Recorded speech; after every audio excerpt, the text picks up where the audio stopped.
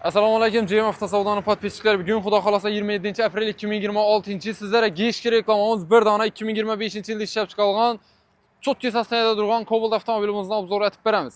Mashinamiz benzinda turibdi. Metan propon stopga qilinmagan. Mashina atigi 39 ming probeg yurgan. Kilometrni kraskasini bir xato ko'rishingiz mumkin. Mashinamizning salonlari chexollar gezilgan, oyoq tena polikga tashalgan. Ko'ribsizlar-ku, torpedalar ham bir xil svetda qilinib, ya'ni li svet deymi?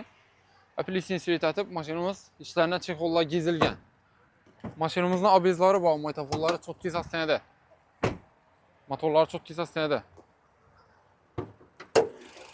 Durishni qaranglar, hurmatli obunachilarimiz.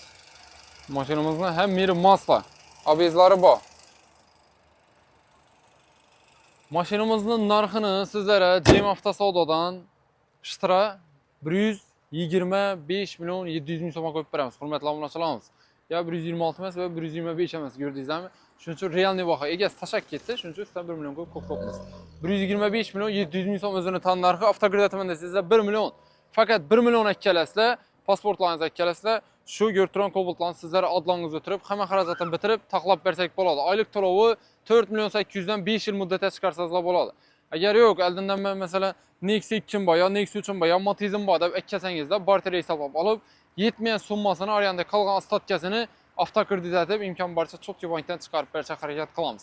Telefon nomerlar 90 135 22 32. Bu videoni maksimal darajada Cobalt izlab tanishib chiqinglar. 125 million so'm sizlar 2025-yil Cobaltimizni JM Avtosavdodan 27-aprel kuni geyishki reklamamiz qo'yib turibmiz.